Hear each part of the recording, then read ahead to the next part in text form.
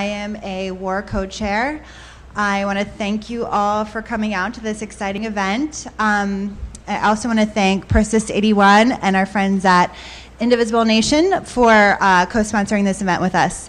So to give you a little background information on war, we started immediately after the 2016 election to focus on combating the GOP agenda with a lens on, or through the lens of reproductive justice, health, and rights. But as we all know, the GOP is not our only roadblock. So the status quo sounds non-threatening, but it's really the continuation of the oppression of women, poor people, and minorities in our state. So I'm excited to welcome these women who I admire so much for smashing the status quo and running and running for office to make real change. So come up on stage. We have Cynthia Nixon, Julia Salazar, and JASI Robinson.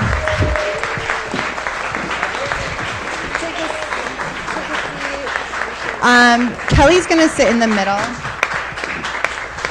And then I would like to introduce our formidable moderator, Kelly Baden. So Kelly brings 15 years of experience in reproductive health, rights, and justice to her role as the Director of Reproductive Rights at the State Innovation Exchange, which is a network of thousands of progressive legislators. So thank you, Kelly, for moderating this event for us.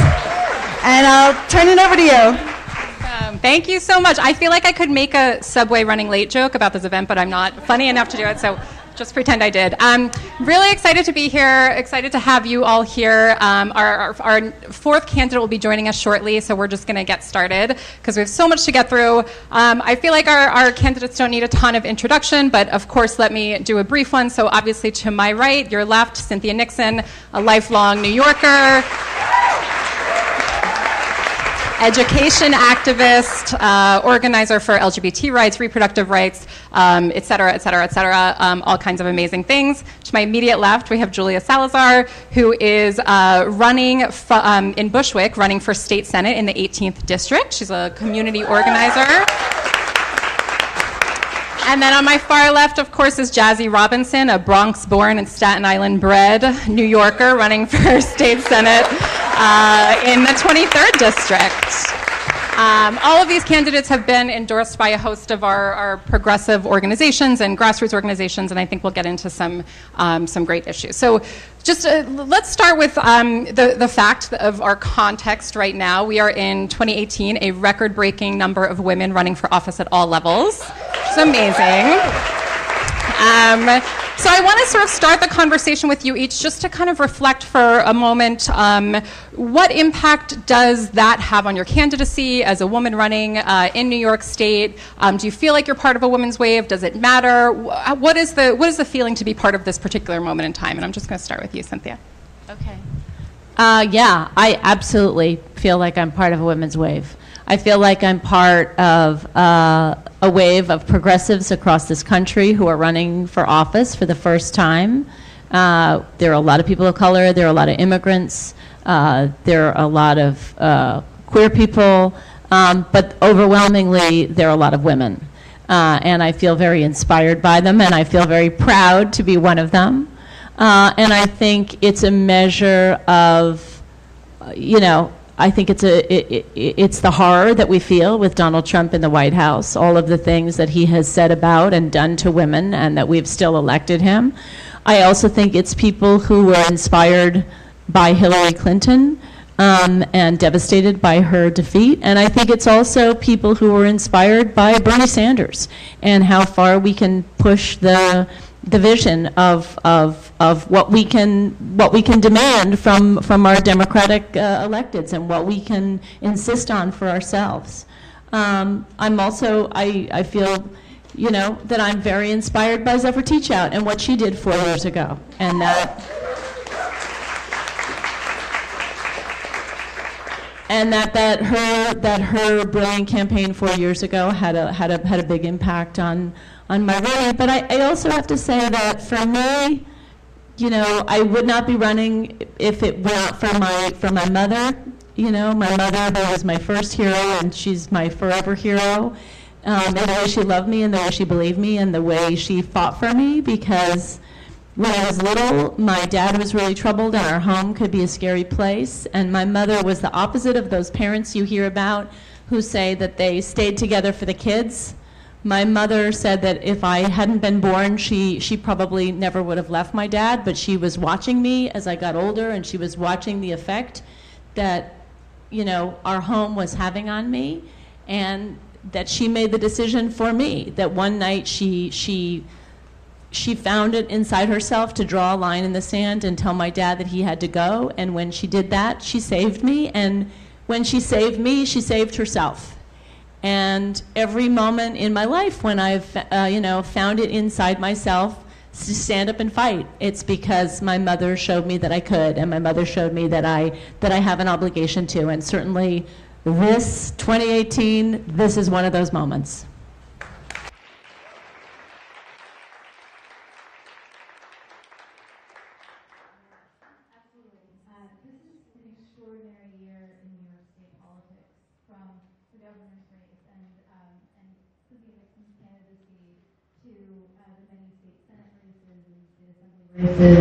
So many women and women of color running for office. For me, it personally is deeply inspiring.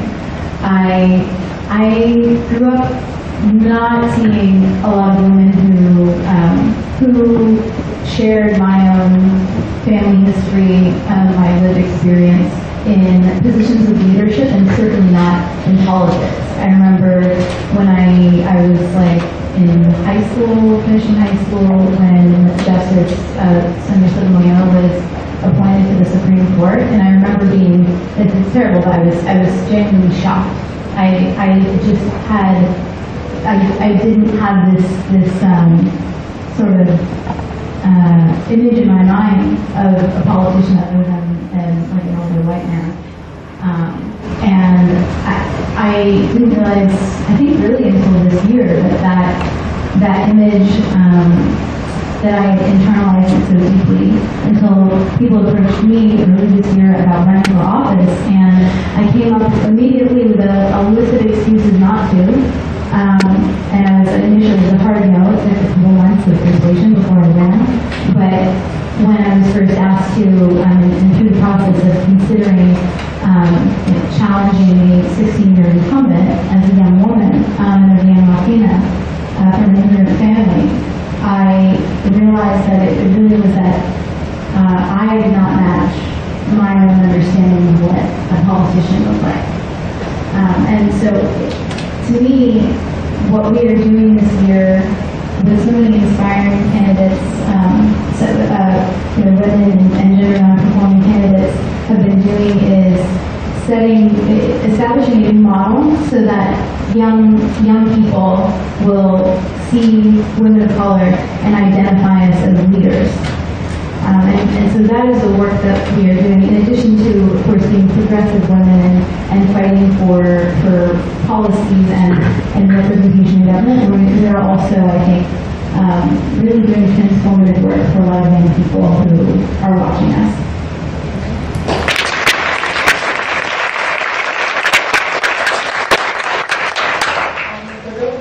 My name is JASSI Robinson, and I'm running for New York State Senate in the 23rd District.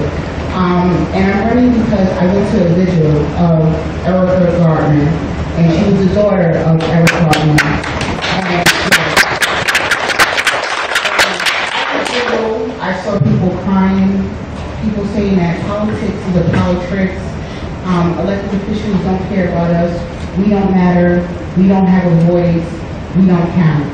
And that's why I entered the race, to show them that someone that looks like you, that's from the community, can run and participate in government.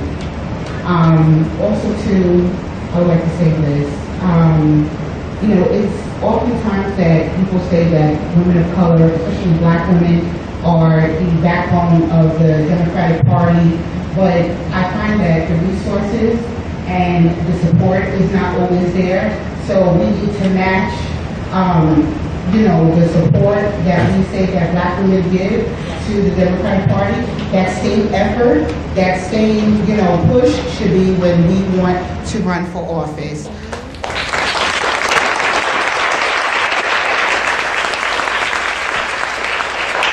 And I'm glad that I had the opportunity and the chance to be on this panel with so many dynamic women. Cynthia Nixon, Julia, like we're here. We are the new faces of New York politics.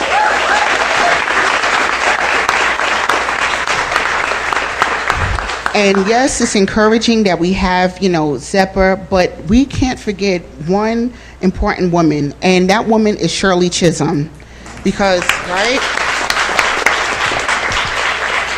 Because if it wasn't for Shirley Chisholm, we wouldn't have Hillary Clinton, ZEPHYR, Barack Obama, Geraldine Ferraro. So it was because of her. And she said this: don't listen to that voice don't listen to the naysayers and the doubters that say that you can't do this. Listen to that little voice inside you that says, yes, I can. So that's why I'm in this race. And I know I'm in an uphill battle, but the point is that I'm here. And I would also like to give a very important shout out to my girls, Amplify Her, who supported me, who believed in me. Come on, give you.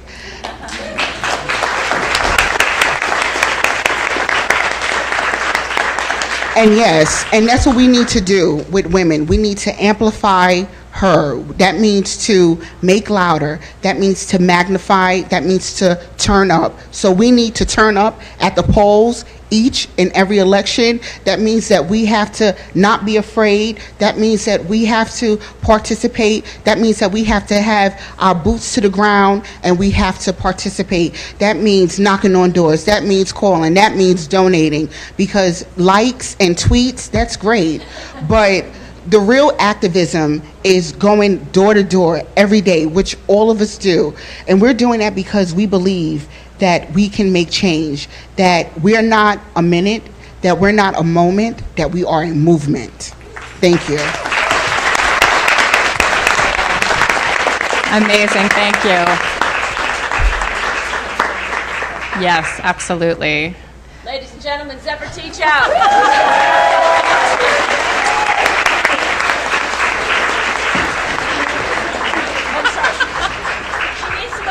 She'll be right back. No, it's there.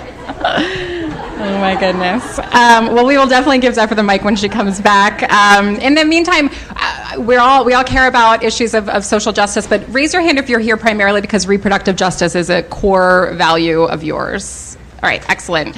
So I want to talk to Cynthia first about the Reproductive Health Act, which I think many people know is kind of the core proactive abortion rights bill that has been pending in New York State and Albany for literally years. And now we're in this moment in time with the potential nomination of Justice Kavanaugh to the Supreme Court. The threat to Roe v. Wade is realer than ever. I know this is a part of your platform, but tell us why it's important and what you would do about it. Yes, so if you put it in a historical context, it's that we're kind of victims of our own success here in New York, at least initially, that we passed abortion rights here before we passed it on a federal level. And, you know, my mom was originally from Chicago, but she moved to New York in the, South Side.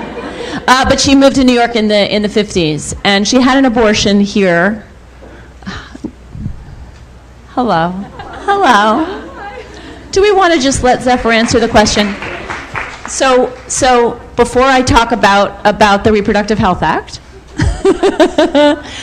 we were each asked about why we were running and if we feel like we're part of a women's wave and the things that, you know, are inspiring us to run this year. Whatever they said.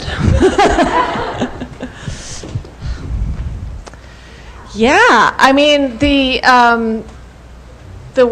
outsider women running, and I'm so proud to be with these amazing outsider women, are truly on the verge of changing this country. I mean, I really, really believe that. Like, the distance between where our government is and where the people are has gotten so great that this is why the earthquake happens. It's because the distance is so great that it can't sustain itself, that the revolution needs to happen.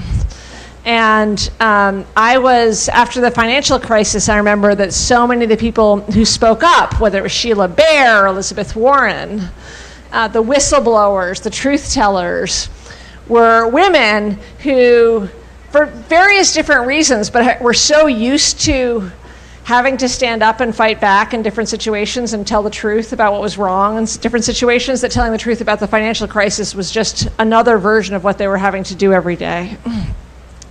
And so there's a lot of great men as well coming in, but there is something so inspiring and necessary about outsider women coming in. And I feel it every single day, the joy of being side by side with my sisters here and feeling like we are part of like a deep fundamental change in New York and American politics.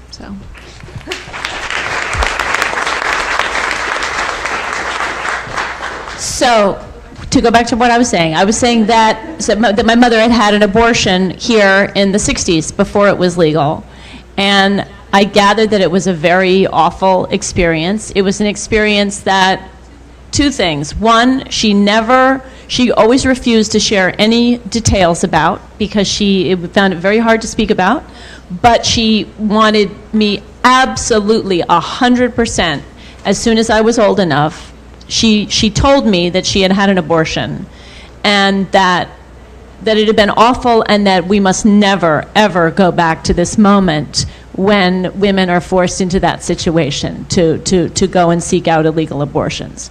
And so what we have here right now is a terrible situation. You know, we used to have a thing that I lobbied for a number of times, the women's equality agenda. And what people did, what the Republicans did, is they took the Reproductive Health Act away from this 10-plank, equality agenda. And what we have here, Governor Cuomo can tout himself as a champion of women's rights and reproductive rights all he wants, but the fact of the matter is that he has prioritized the IDC, which he had a great hand in creating and nurturing and preserving and upholding. And it is because, do we all know what the IDC is? Do we know what the IDC is? Because of the IDC, because of the empowerment of the Republicans, this is the reason that the Reproductive Health Act has not been passed here. And the fact of the matter, those IDC members who say, but I support the Reproductive Health Act and I would vote for it, it doesn't matter. The way Albany is set up right now, if you are anybody else than the leader of the Assembly or the leader of the Senate, the only vote you make of any consequence is the first vote you make when you vote for who is going to be the leader of the body. And when you vote for a Republican as the head of the state Senate, you ensure that the Reproductive Health Act will never pass, because you ensure that the Reproductive Health Act will never be brought up for a vote. Because the fact of the matter is that too many Republican senators come from districts that are completely divided, and so half of their district believes firmly in abortion rights, and half believes it's an aberration, it's abhorrent, and so they will never put it up for a vote because the senators feel they're damned if they do and they're damned if they don't. So this is what we have here is, when we did pass abortion rights in New York, we were a real beacon. We were a refuge for women across this country who came to New York, who could afford to come to New York, I would like to add, but who came to New York seeking safe, legal abortions. And now we have the exact flip. We have, because we've never codified Roe versus Wade into law, we have a situation where it is difficult to find a doctor who will perform a late-term abortion because it's still in the criminal code, and doctors are afraid of being prosecuted. So we have, in New York State, this supposedly progressive bastion. We now have women going outside of the state for these late-term abortions, and with Roe versus Wade hanging in the balance, we are even more vulnerable than ever, and Governor Cuomo should frankly be ashamed. Thank you. So staying on this topic and just staying to my right for a minute, the role of Attorney General has a huge amount to do with reproductive rights in the state. So I wondered if you could just talk a little bit maybe about the role you would see for yourself if elected in monitoring or regulating crisis pregnancy centers or so-called fake women's health clinics, talking about clinic protection, the increase in protesters we've seen under this Trump administration, all of those things. All of it. Okay, there's a lot to talk about, and I just briefly want to thank you all for coming. Thank you for being here, and we cannot let up this fight until we have full reproductive freedoms fully enshrined in New York law. And by full reproductive freedoms, I mean both the legal right and the full access for all New Yorkers. And I went to my first rally when I was 17 years old. I took a Greyhound bus, squeezed in the back next to the bathroom. I guess that's a theme tonight, sorry. For a 10-hour Greyhound bus ride to the March for Women's Lives in 1989. And I am carrying the strength of those women who were in the mall with me. 25 years later, how many of you were there? Yes, you remember. The waves of women on the lawn, on the mall in Washington. And I do really honor and respect all the women who have come before and fought so hard for the right to be treated equally and the right to full reproductive freedoms. So one is I will continue to be an advocate for the Reproductive Health Act in New York. I think that's essential as a matter of the key law enforcement.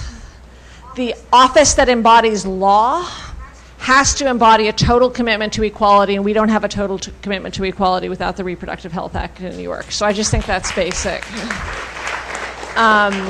There's been a lot of efforts efforts to mislead women, a lot of serious problems with efforts to provide women all the information they need, and then rules trying to force them to learn things they don't, things they should not have to go through in order to just have basic equal rights. I disagree with the Supreme Court's recent decision on this. I will continue to fight in terms of building long-term legal strategies to overturn that litigation. That's something that we need to do, is both fight for the short term and recognize there's a long-term jurisprudential fight to overturn what the court has done in the past.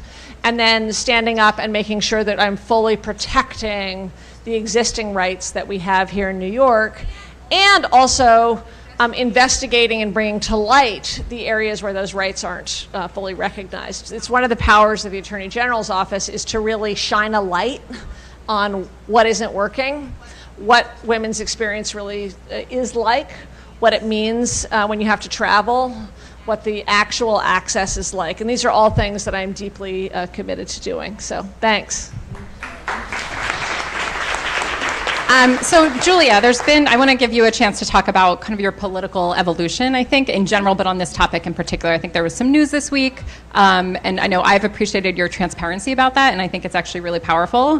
So I'd love to have you be able to talk about, your evolution on this issue. Absolutely. This is really important. Sorry.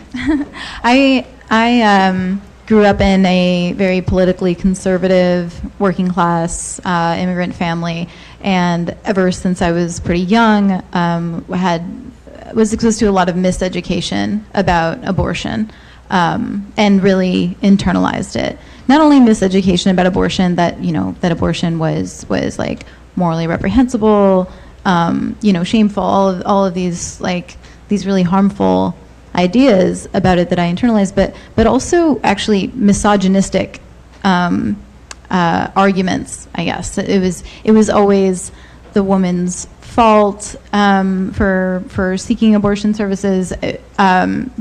These are things that I really internalized growing up, and I'm grateful that I was in adulthood, or rather when I was in college, was eventually, received a comprehensive political education. But in that process, I believed what I was exposed to, that abortion was wrong. And I had a lot of unlearning to do as a young adult and as a college student, when, things that I thought were innocuous, like supporting, like a pregnant students initiative that was actually sort of cynically an anti-choice initiative, right? And it wasn't until I'm grateful that it was through a lot of hard and vulnerable conversations that I had with my peers as a college student about abortion that my mind was transformed.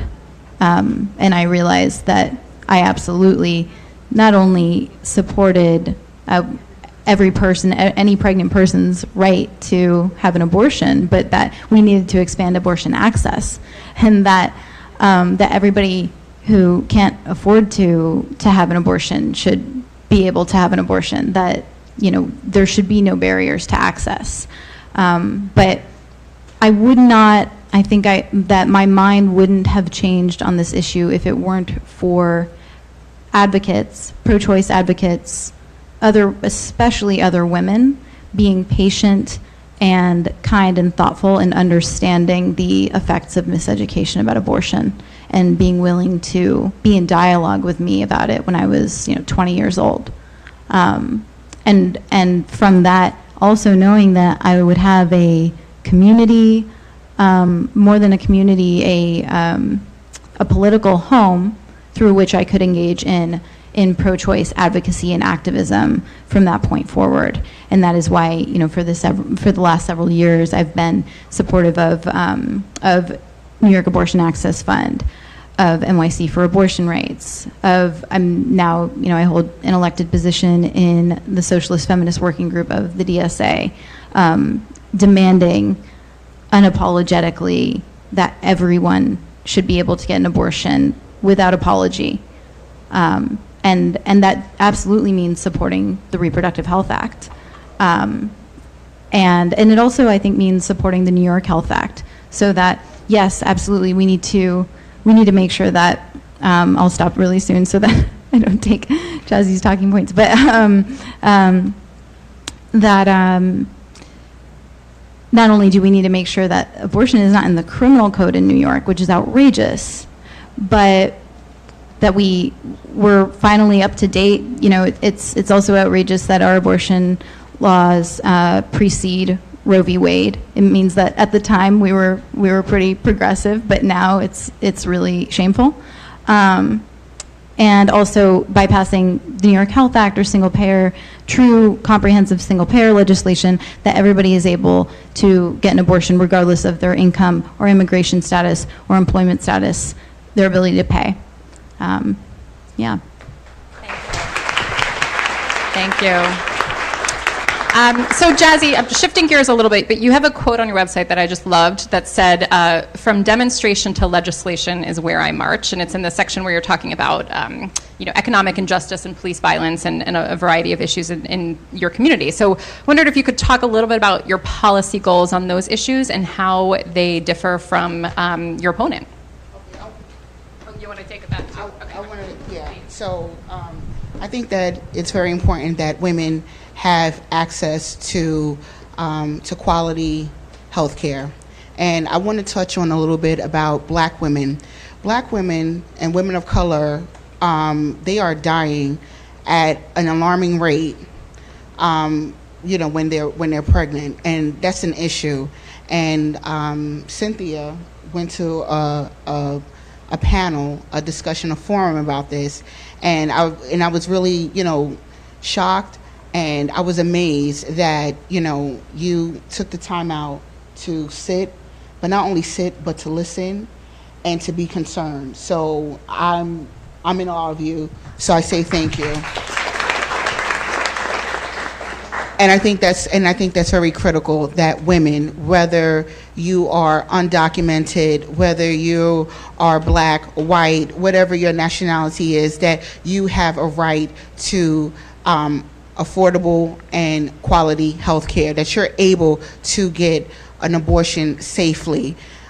This administration is horrible, and I'm just going to be just honest. It's horrible. The attack on women, the attack on vulnerable groups is shameful.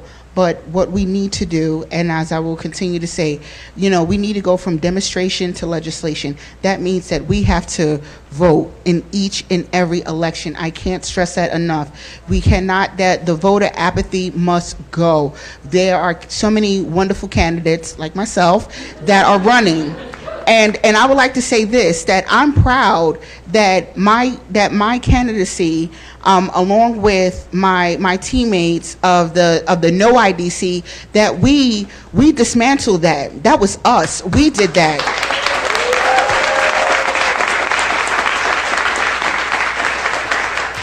We need to vote them out, because you cannot be a Democrat and you side with Republicans. That is shameful.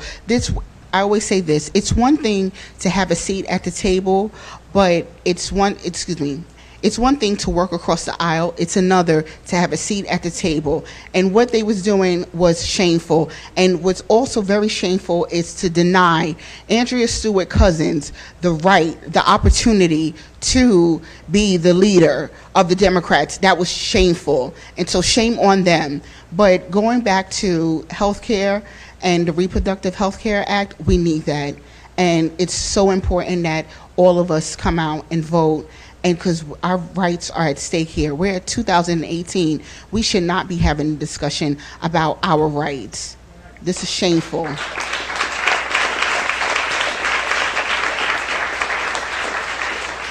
All women deserve quality health care. Thank you. Thank you. Okay, so let's talk a little bit about education, which obviously you are a longtime activist on and expert on, and it's a core part of your campaign. Well, first, just context, New York spends more per pupil than any other U.S. state, but also has the highest funding discrepancy between wealthy and poor districts in the country. So, the second most. Oh, okay, great. We spent, well, we've improved. Sorry. No. I'll tell you my answer. I mean, why? Like, this is crazy and shameful. Why hasn't this been fixed, and what would you do to fix it? Well, okay. So New York does spend more than any other state on education, which is a fact that Governor Cuomo just loves to wave like a flag on the 4th of July. And the fact of the matter is, New York is an expensive state. We're not Mississippi. We're not Kentucky. Things are expensive here.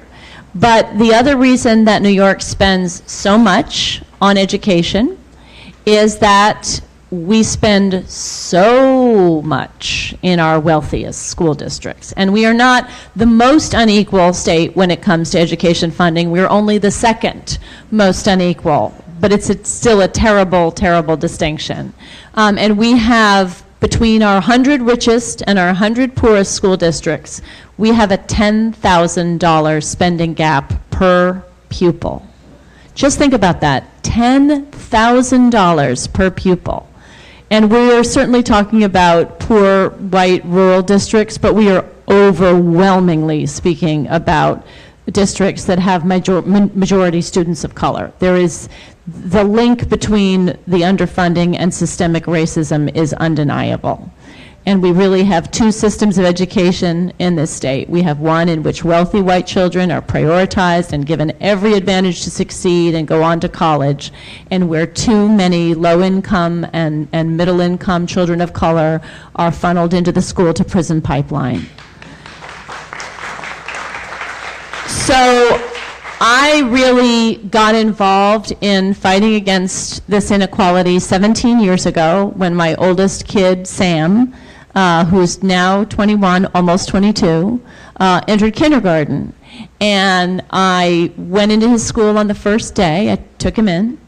And the school that hit me was really different than the school that I had picked out for him in the spring, because in the interim there had been these massive budget cuts.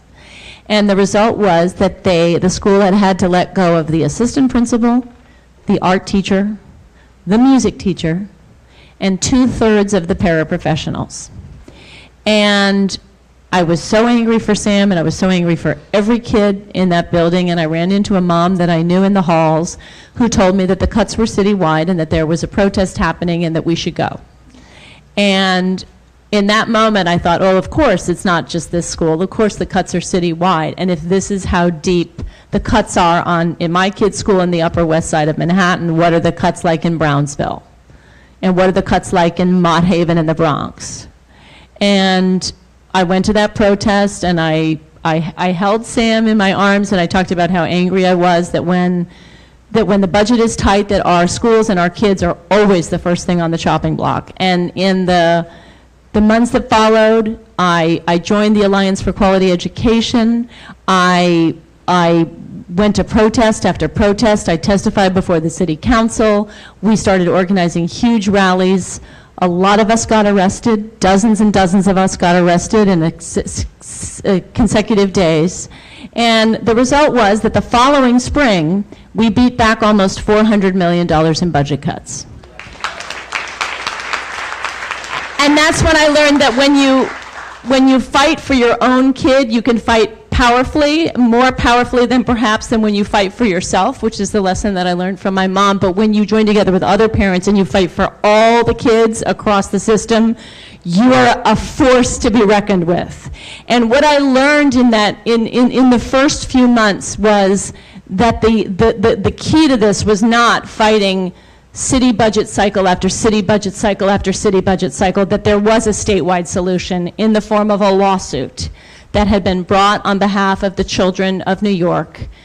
It's basically like our state, this generation's Brown versus the Board of Education. And what it says is, our state constitution guarantees a sound basic education to every child, and so little was being spent on so many children, particularly black and brown children, that they could not possibly receive a sound basic education, and therefore their civil rights, their constitutional rights were being violated. And so we had victory after victory after victory in the courts, till finally in 2006, the highest court in New York said, yes, you are right.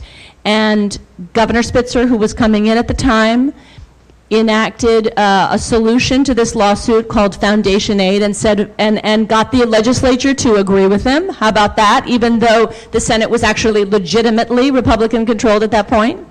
And they started to put in $5.4 billion, which was the money that was owed.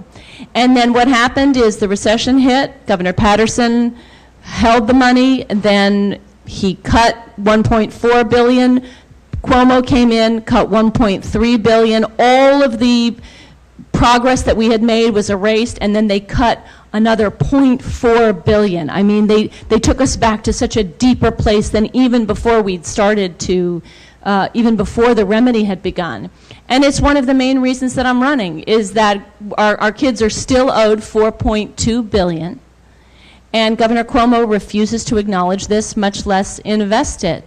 And we're in violation of a court order. And I think everybody can understand how unequal the education funding in here, and how transformative this would be if we actually did what the lawsuit said we must do, which was to establish a ground floor below which we will not go, to say there is a set amount that we can, when we include all the different factors like poverty, like English language learners, like disability, like the cost in the particular region, that we have a formula that can figure out what we need to spend that our kids can really be educated.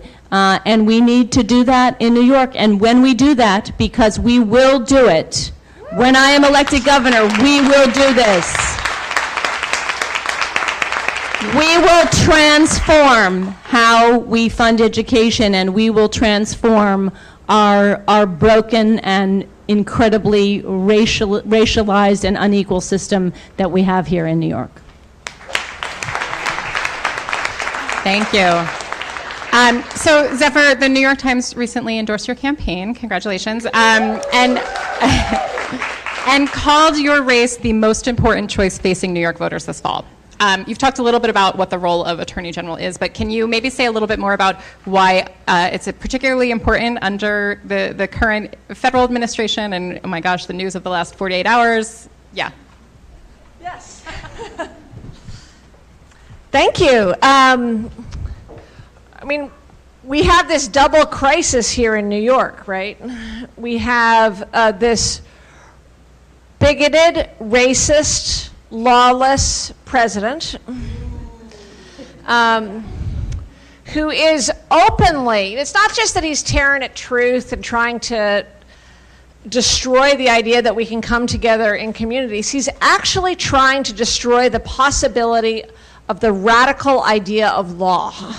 And I want to talk for a second about how radical law is in a good way.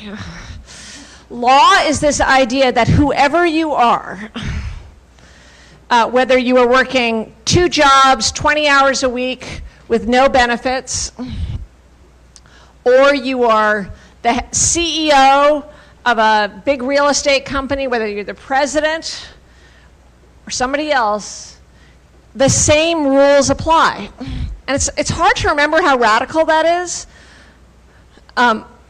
unless you imagine what it's like, and we've already seen what it's like when that isn't true, when there are 2 systems of laws or 3 systems of laws, when the laws don't apply, and we use law in this light way to just say whatever the rules are on the book. The radical promise of law is that rules, not men, govern us.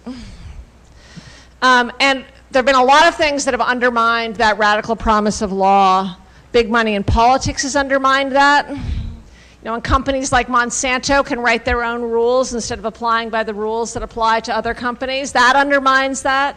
But now we have a president and administration who's going straight at it, saying, I am above the law, the rules don't apply to me, and actually even more dangerously saying that it is rule of law to have this, you know, to call ICE and to call on ICE as law enforcement instead of arbitrary power and racism is an incredible problem. So he's calling on the language of law, but doing the opposite of law. I'm going longer than I usually do. I'll be quick. Anyway, we basically have this genuine, serious crisis in our country. And there is no more important legal office in the country than the New York State Attorney General's in protecting against that, because we can't trust the federal government.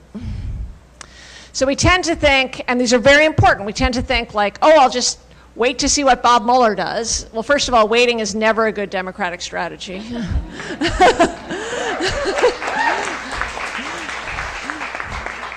And the other is, let's see if we can flip Congress blue. But there's so many other sources of power, and this is really important. One of the key sources is the New York State Attorney General's. One, to continue what Barbara Underwood has already been doing, and she's a total powerhouse. I think she's amazing. I want to keep her in any... She can have any job she wants. She's not running, just to be clear, I'm not running against her. But incredible lawsuits she has brought against the illegal behavior of the Trump administration. That's really important to continue, but we also need to follow the money and investigate Donald Trump's businesses, which are here in New York, continue to investigate the foundation, which is here in New York, and be fully prepared to deal with a constitutional crisis like if Mueller is fired or if Trump pardons an associate of his to protect himself. If that happens, New York State has to step up. I'm an anti-corruption expert. I wrote the book on corruption. I'm ready to use it. I've already sued Donald Trump and built a legal strategy that is winning in Maryland federal court right now with the emoluments lawsuit. You know, when I used to talk about emoluments 5 years ago, because I happened to be one of 2 emoluments experts before this happened, it was like, you know, French lotion. It's very hard to describe what an emolument was. And now it's like threat to our democracy because foreign government money is pouring into New York State to Donald Trump and threatening it's very serious, threatening every single foreign policy and trade decision we're making. But we do have this unbelievable corruption problem here in New York that we also have to address. And it's really important that we not say, we'll only focus on Trump. We've got to clean house at home. And that means cleaning up this old boys network in Albany, which is not only covering up corruption, covering up sexual harassment, not actually engaging in the real deep, like old boys network is way too nice a word for what's happening in Albany. It is not only, it's a culture of secrecy, of legal corruption and illegal corruption, and we have to take it on, and we've never had an attorney general who's made that a focus, and I'm going to make that a focus. Investigating corruption in Albany, legal and illegal, and going after whoever is violating the law, even if they're a big donor or somebody who's close to the governor. The third reason why this office is so important right now is because we have huge rollbacks at the federal level. It's partly what Trump is doing, but partly what the Republican Congress is doing. Rollbacks on Dodd-Frank. In fact, one of my opponents, John Patrick Maloney, actually voted for those rollbacks. Rollbacks against basic financial protections. Rollbacks, illegal rollbacks of the EPA, but you can't trust the federal government. Who will? Do you think Jeff Sessions is committed to protecting the civil rights of people? He's not. So we have to hold the flame of law here in New York. And the New York Attorney General needs to be protecting civil rights here in New York, both for all New Yorkers, but also for the entire country. Needs to be protecting our air and water, suing fossil fuel companies so they actually pay for the climate change they are causing, because they are hurting New Yorkers, hurting health, leading to asthma, causing flooding, sewage in the streets, Sandy, Irene. Somebody has to pay for it. It's a basic principle of law, another radical rule of law, that if you harm someone, you got to pay for it. So we got to go after big fossil fuel companies. And the way in which these are all connected is there's so much, oh, and we got to go after big real estate.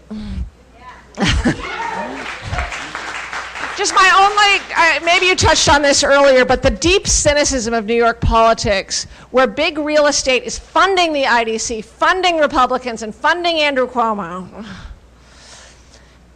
And the casualty are all these basic rights, because they so badly want to lock down Republican control in New York that it's like the Great Gatsby. It's like Daisy Miller. They don't care what they smash up along the way.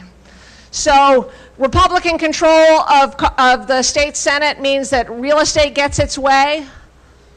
And the byproduct is we don't have a DREAM Act, and we don't have the Reproductive Health Act, and we don't have full funding for schools. There's a level of carelessness and cruelty there and corruption which is totally unacceptable, and we got to clean house at home. So those are just some of the things I want to do. And I didn't even begin to talk about, we have to cut. When I was 8 years old, I'm showing my age, but when I was 8 years old, we had 1/10 the number of people incarcerated for drug crimes that we do now. We should be cutting our incarcerated population in half by 2030, and then not stop there. We got to end cash bail. We got to do discovery reform. We got to legalize marijuana, and it's so important that law enforcement, that we really transform how we think about law enforcement. The wrong people are in jail right now. We got to go after white-collar criminals and stop mass incarceration. And so, I'll be blunt. I want to be an attorney general like you have never seen, and redefine what the rule of law looks like. So anyway, those are some thoughts. Thank you. So unfortunately, I think, have to wrap up. Do we have time for an audience? Okay. I think we can take like one or two audience questions, perhaps, if folks can stay. So who has one? And you'll have to yell very loudly. Yes, please.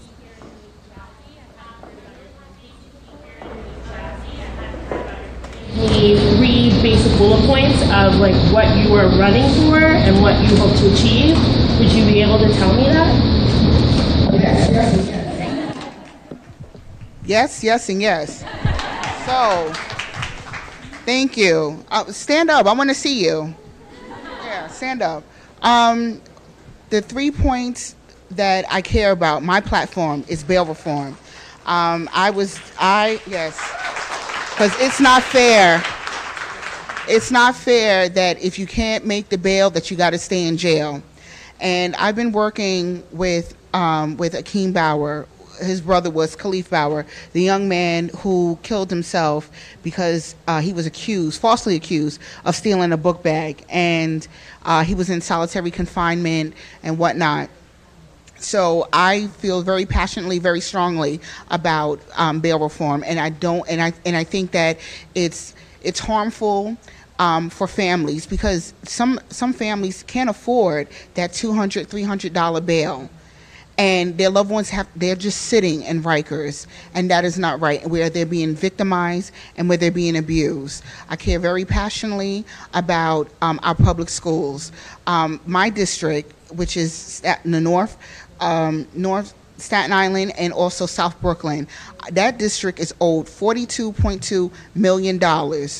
And my opponent is accepting money from charter schools. Like I said, parents have a right to send their kids to wherever they want to go, but I'm a product of both. I'm a product of public schools and Catholic schools. Oh, okay, no, okay.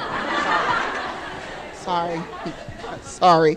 But so I see that public schools can work, and I do think that it's very shameful that our public schools, especially in communities of color, that they're not getting the money that they so richly and rightly deserve. Because how can we prepare our kids for tomorrow if they don't have the resources for today?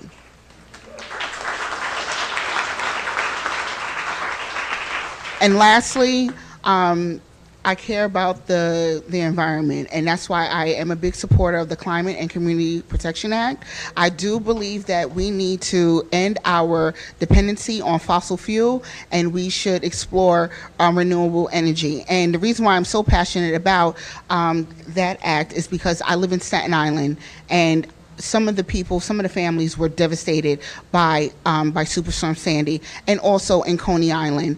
And to see that the devastation is still there, and especially in Coney Island, I mean, it's just sad, and it's shameful. So I do believe that, when I'm elected, with all of your support, that we can get this done. And those are my top 3, but I care very passionately about also too immigration reform. Being that I am Black and Cuban, I do not like the fact that that undocumenteds are demonized. Take for example with the young lady that was murdered, right? Molly Tibbetts. The Trump and the conservatives, they are now demonizing undocumented, right? But we cannot be fooled by the noise. It's not undocumented that are the enemy. What's really troubling is the fact the violence against women. That woman, okay, she was jogging, and this man pursued her. He stalked her like she was a prey, and he killed her, right? But that's not the narrative. The narrative is undocumented, bad, evil. And what's also not, what I'm finding is not being spoken about, is that he was employed by a Trump supporter. So why is that not being discussed, right? So this is what needs to be discussed. And I'm not your average candidate. I'm not going to say what you want to hear. I'm not going to do what's right. I'm going to do what I feel is right, and that's in here, because we can't be boring, right? We can't be boring. This is what's turning off people. If people get up and say the same thing, I'm for this, I'm going to fight for you. Nobody wants to hear that. We want to see actions. We want to see what you're really going to do. So what I'm going to do when I'm elected, those are my issues. bail reform, fighting for our public schools, fighting for our communities, fighting for all of you. Because my campaign slogan is JASI for all of us. I'm for all of you. So that's what I believe in. Thank you. Thank you. Okay, closing thoughts and how can people in this room get involved with your campaign? Let's start over here. Yeah, wow. I'm just so honored to be here with all of you, to be on this panel with and to be running in this particular year in New York State. We are making history, and I am so proud to be part of it, and I'm so proud to be in this movement with every single one of you. So I just want to thank you first and foremost for that.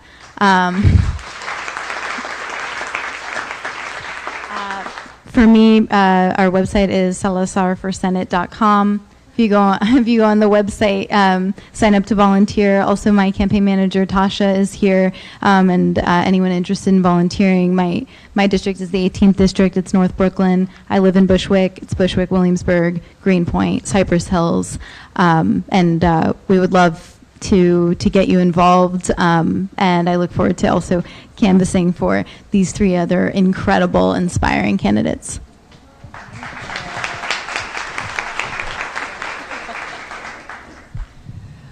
I echo everything that Julia said.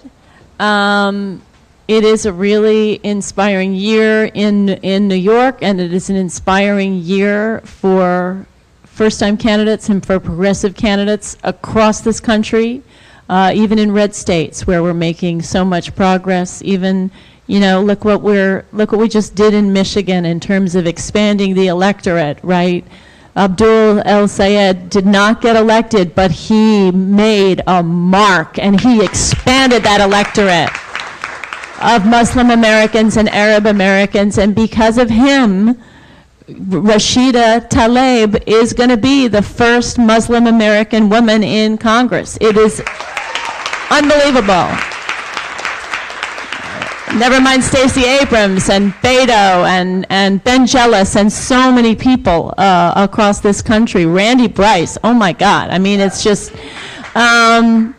so, I think that the election of Donald Trump was, it wasn't the beginning of our problems, but it wasn't the foundation stone of our problems, but it was a real capstone. And I think it got so many people up out of their chairs and up on their feet. And I think that this is, people are really, it exposed a part of America that has always been there, but we thought we had maybe gotten a little farther beyond it than we have. And I think that so many people running, that this country in a way is more and more divided, but this country is also smaller and smaller and smaller, and we look to each other's races, certainly in New York State, but we look across this country and we really seek to amplify each other's message and to say, these are not lone, unrelated incidents. This is part of a movement. We are part of a movement to take back our country and to take back the Democratic Party. So I would just say, my website is CYNTHIAforNewYork.com. Go there, sign up, donate. We need you. We've got 3 weeks till the election. We have got a path to victory, but we need everybody. It is a David and Goliath battle, but we have got a path to victory. And we need you to text, and we need you to phone bank, and we need you to canvass. And look, ZEPHYR, 4 years ago, the media discounted her, and they did not, what? 8% 3 weeks out. Well, do you know what percent? They wouldn't have put ZEPHYR on TV till the last 2 weeks. She got 34% of the vote. And the thing is, only a little less than 600,000 people voted in that election. That's who votes in a Democratic primary in New York. Never mind one that takes place on a Thursday. as it does this year. And what I want to say is we're trying to hold on to Zephyr's 34, and we've got in New York State, we've got 563,000 Democrats who have registered just in the last 2 years. Inspired by Bernie Sanders and horrified by Donald Trump, and that's why we're seeing Dana Balter's victory in Syracuse. That's why we're seeing Alexandria Ocasio-Cortez's victory in Queens and the Bronx. We're also seeing those victories because those women ran incredible campaigns, but we are expanding the electorate, and we are capturing more progressive, younger voters, voters of color, people who have been disenchanted with the political system and have not felt like voting, not feeling like it's made an impact, and people are incentivized as never before to not only, we have a 2-to-1 Democratic state. We are a diverse, deeply progressive place, and we have a chance to come together as New Yorkers have always done and shown there is a better way, not just to fight against the Trump agenda, but to enact foundational change here in New York, and we can do it. But we need everybody on board in the next 3 weeks. We need you. We need you. Sign up.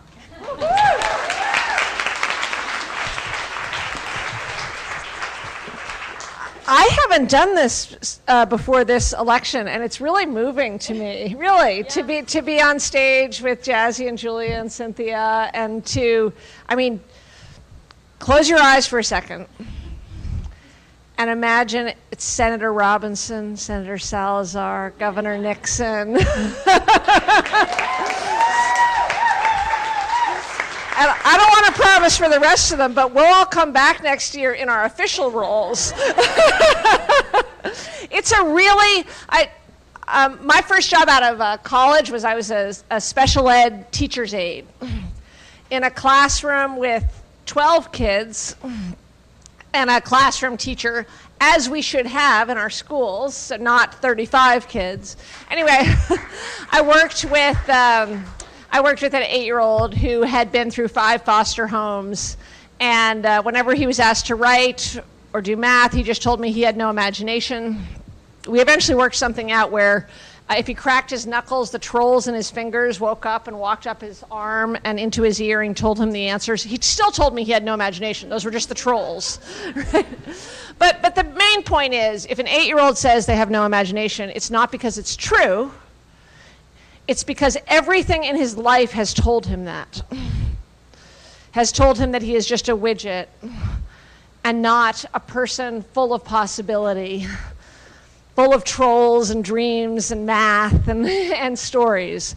And for too long in this country, big money has told us that we can't imagine the group of people on this stage winning this election, because we're not coming with real estate money, and we're not coming with machine endorsements. And that cynicism is what keeps people home, because they don't dare to imagine a totally different New York. So we have to puncture that lie. And that's work. Puncturing the lie is your own work, but it's also your work in talking to your friends and neighbors. Because the biggest thing that's going to keep those 500,000 people home is not that they don't want full funding. It's not that they don't want bail reform. It's not that they don't want affordable rent. It's that they don't think it's possible. That's the biggest thing holding people back. And they want us to think that. And they want us to think that. Big real estate, big hedge funders want us to think it's impossible. They really do. They want to tell us that we can't have a special session on the RHA because these things just won't, everything's impossible. This is not true. So I'm going to just play the organizer here because I'm near wrapping up. We really, really, really do need your help. They're not playing with big money. Trump isn't playing with his effort to destroy the basic foundation of our democracy, and our big money donors, our big corporate donors that are fighting each and every one of us up here on the stage tooth and nail. they are not playing, so we cannot be playing either.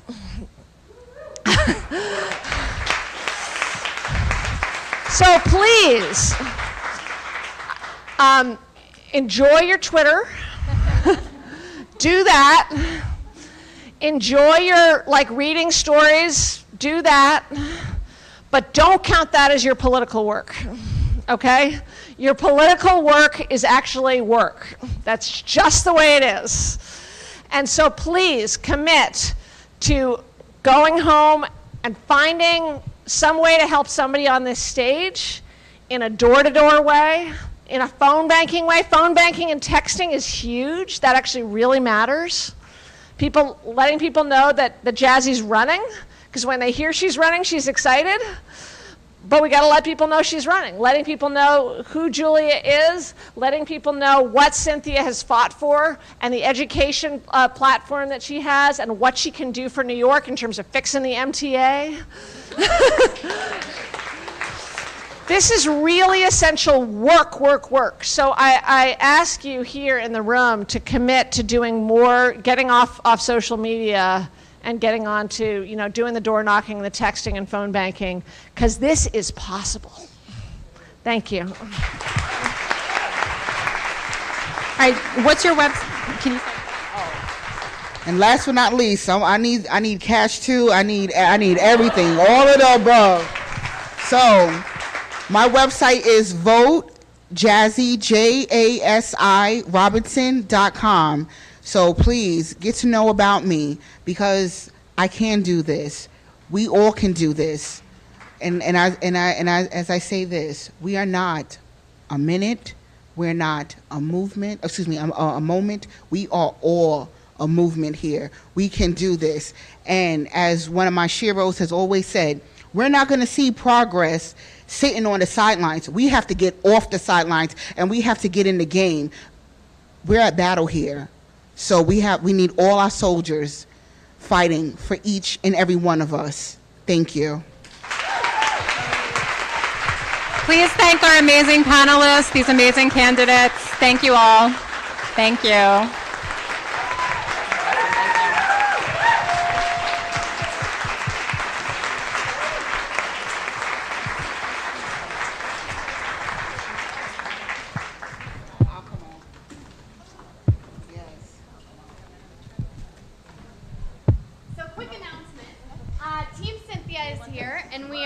Humongous supporters and so grateful for the leadership of all of these women. As y'all know, there's only 3 weeks left until primary day, so we don't even have the time for you to go home, log into the website, and sign up there. We would love for you to sign up here before you go out this door. So we have commit to vote cards here. We have so much swag for you, beautiful stickers, pins, all these gorgeous things. And we are looking for people to host Women for Cynthia phone banks. So how many folks think, even if you've never made phone calls for a candidate before, you could have a couple people over to your apartment, and if you had the right script and the list of numbers, you could make some calls to support these women? Hey! That's right. So if you can sign up to do a phone bank with us, you can come visit us at this table back here, or find Nia or Jackson on your way out the door. And we would love to sign you up and get to work, because we only have 3 weeks left. Thank you so much.